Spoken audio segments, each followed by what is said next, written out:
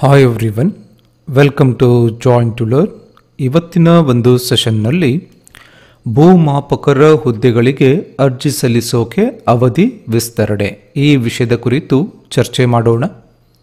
ಕರ್ನಾಟಕ ಲೋಕಸೇವಾ ಆಯೋಗ KPSC ಮೂಲಕ ಈ ಒಂದು ಭೂಮಾಪಕರು ಅಂದರೆ ಲ್ಯಾಂಡ್ ಸರ್ವೇಯರ್ ಹುದ್ದೆಗಳಿಗೆ ಒಂದು ಅರ್ಜಿಯನ್ನು ಕರೆದಿದ್ರು, ನೋಟಿಫಿಕೇಶನನ್ನು ಮಾಡಿದ್ರು. ಯಾವಾಗ?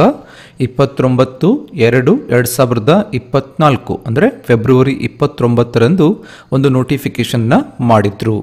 ಉಳಿಕೆ ಮೂಲ ವೃಂದ ಅಂದರೆ ಹೈದರಾಬಾದ್ ಕರ್ನಾಟಕವನ್ನು ಬಿಟ್ಟು ಉಳಿದ ಜಿಲ್ಲೆಗಳೇನಿದೆ ಅಲ್ಲಿ 264 ಹುದ್ದೆಗಳು ಮತ್ತು ಹೈದರಾಬಾದ್ ಕರ್ನಾಟಕದಲ್ಲಿ ಎಷ್ಟು 100 ಹುದ್ದೆಗಳಿಗೆ ನೋಟಿಫಿಕೇಶನನ್ನು ಮಾಡಿದ್ರು.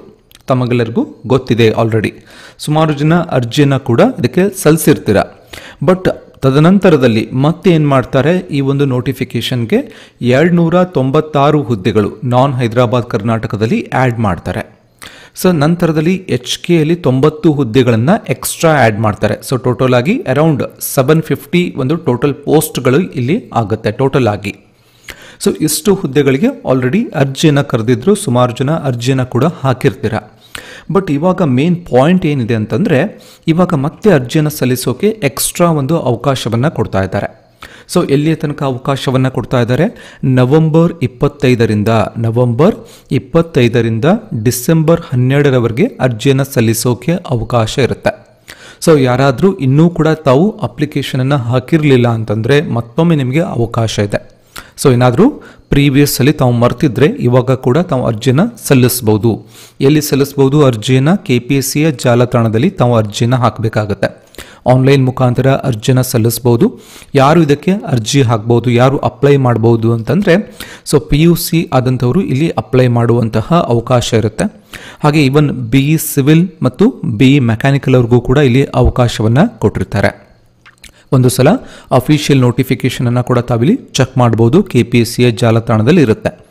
ಮೇನ್ ಆಗಿ PUC ಸೈನ್ಸ್ ಆಗಿತ್ತು ಅಥವಾ PUC ಆಗಿತ್ತು ತಮ್ಮದು ಸೈನ್ಸ್ ಆರ್ ವಾಟ್ ಎವರ್ ಮ್ಯಾಥಮೆಟಿಕ್ಸ್ನಲ್ಲಿ, ತಾವು ಇಲ್ಲಿ ಅರ್ಜಿನ ಸಲ್ಲಿಸ್ಬೋದು.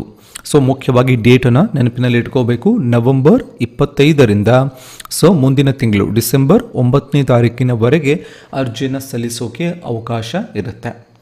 ಯಾರ್ಯಾರು ಇದಕ್ಕೆ ಅರ್ಜಿಯನ್ನು ಸಲ್ಲಿಸ್ಬೋದು? ಏನು ಏಜ್ ಲಿಮಿಟ್ ಏನಿದೆ ಅಂತಂದರೆ, ತಾವೇನಾದರೂ ಜನರಲ್ ಮೆರಿಟ್ GM ಆಗಿತ್ತು ಅಂದರೆ ತಮಗೆ 38 ಏಜ್ ಒಳಗಡೆ ಇರಬೇಕು, 38 ವರ್ಷದ ಒಳಗಡೆ ತಮ್ಮ ಏಜ್ ಇರಬೇಕು. ಹಾಗೆ ಪ್ರವರ್ಗ other ಕ್ಯಾಟಗರೀಸ್ನಲ್ಲಿ 2A 2B 3A 3B ಇವ್ರ ಏಜ್ ಲಿಮಿಟ್ ಎಷ್ಟಿದೆ? 41 ಏಜ್ ಇದೆ. 41 ವರ್ಷದ ಒಳಗಡೆ ಇರಬೇಕು. ಇನ್ನು ಪರಿಶಿಷ್ಟ ಜಾತಿ ಪರಿಶಿಷ್ಟ ಪಂಗಡ SC ST ಮತ್ತು ಕ್ಯಾಟಗರಿ 1 ಅವರಿಗೆ 43 ವರ್ಷದವರೆಗಡೆ ಅವಕಾಶ ಇರುತ್ತೆ. ಇಷ್ಟು ಏಜ್ ಆದಂಥವರು ಕೂಡ ತಾವಿಲ್ಲಿ ಅರ್ಜಿಯನ್ನು ಸಲ್ಲಿಸೋಕೆ ಅವಕಾಶ ಇರುತ್ತೆ. ಮೇನ್ ಆಗಿ ಪಾಯಿಂಟನ್ನು ನೆನಪಿನಲ್ಲಿ ಇಟ್ಕೋಬೇಕೇನು ಅಂತಂದರೆ, KPSCಯ ಜಾಲತಾಣದಲ್ಲಿ ಅರ್ಜಿಯನ್ನು ಸಲ್ಲಿಸಬೇಕಾಗತ್ತೆ. 25ನೇ ತಾರೀಕಿನಿಂದ ಒಂದು ಲಿಂಕ್ ಓಪನ್ ಆಗುತ್ತೆ, ಅಲ್ಲಿಂದ ತಾವು ಅಪ್ಲೈ ಮಾಡ್ಬೋದು. ಇನ್ನೊಂದಿಲ್ಲಿ ವಿಶೇಷ ಸೂಚನೆ ಅಂತ ಕೊಟ್ಟಿದ್ದಾರೆ. ಏನು ಅಂತಂದರೆ, ಪ್ರೀವಿಯಸ್ ಆಗಿ ಏನಾದರೂ ಟೆಕ್ನಿಕಲ್ ಇಶ್ಯೂಸ್ ಇಂದ ತಾವೇನಾದರೂ ಅಪ್ಲೈ ಮಾಡೋಕೆ ಆಗಿರಲಿಲ್ಲ ಅಂತಂದರೆ, ತಮಗೆ ಒಂದು ಈ ಹುದ್ದೆಗಳಿಗೆ ಅರ್ಜಿನ ಸಲ್ಲಿಸೋಕೆ ಆಗಿರಲಿಲ್ಲ ಅಂತಂದರೆ ಇವಾಗಲೂ ಕೂಡ ತಮಗೆ ಅರ್ಜಿ ಸಲ್ಲಿಸೋಕೆ ಅವಕಾಶ ಇರುತ್ತೆ. ಅಗೈನ್ ತಾವೇನು ಮಾಡ್ಬೋದು, ಇಲ್ಲಿ ಟ್ರೈ ಮಾಡ್ಬೋದು, ಅಪ್ಲೈಯನ್ನು ಕೂಡ ಮಾಡ್ಬೋದು. ಮತ್ತು ಪರೀಕ್ಷಾ ದಿನಾಂಕಗಳು ತದನಂತರದಲ್ಲಿ KPSCಯ ಜಾಲತಾಣದಲ್ಲಿ ಪ್ರಕಟ ಆಗುತ್ತೆ. KPSCಯ ವೆಬ್ಸೈಟನ್ನು ನಾವು ಅವಾಗವಾಗ ಗಮನವನ್ನು ಕೊಡಬೇಕಾಗುತ್ತೆ. ಇವನ್ ಜಾಯಿನ್ ಟು ಲರ್ನ್ ಯೂಟ್ಯೂಬ್ನಲ್ಲೂ ಕೂಡ ತಮಗೇನು ಮಾಡ್ತಾರೆ, ಎಕ್ಸಾಮ್ ಡೇಟ್ಸ್ಗಳ ಬಗ್ಗೆ ಕೂಡ ಇಲ್ಲಿ ಅಪ್ಡೇಟನ್ನು ಕೊಡ್ತಾ ಹೋಗ್ತಾರೆ. ಇಷ್ಟು ಮಾಹಿತಿ ತಮಗೆ ಗೊತ್ತಿರಬೇಕು ಈ ಹುದ್ದೆಗಳಿಗೆ ತಾವೇನಾದರೂ ಪ್ರಿಪೇರ್ ಆಗ್ತಾ ಇದ್ರೆ. ಮತ್ತು ಈ ಹುದ್ದೆಗಳಿಗೆ ಏನೇನು ಓದಬೇಕು ಎಲ್ಲವನ್ನ ಕೂಡ ಜಾಯಿನ್ ಟು ಲರ್ನ್ ಆ್ಯಪ್ನಲ್ಲಿ ನಾವು ಆಲ್ರೆಡಿ ಅಪ್ಲೋಡ್ ಮಾಡಿರ್ತೇವೆ. ಒಂದು ಸಲ ಆ್ಯಪನ್ನು ಕೂಡ ತಾವು ಚೆಕ್ ಮಾಡ್ಬೋದು ಅಂತ ಹೇಳ್ತಾ, ಮತ್ತೆ ಮುಂದಿನ ಸೆಷನ್ನಲ್ಲಿ ಮತ್ತೊಂದು ವಿಷಯದ ಕುರಿತು ಚರ್ಚೆ ಮಾಡೋಣ. ತಮಗೆಲ್ಲರಿಗೂ ಧನ್ಯವಾದಗಳು.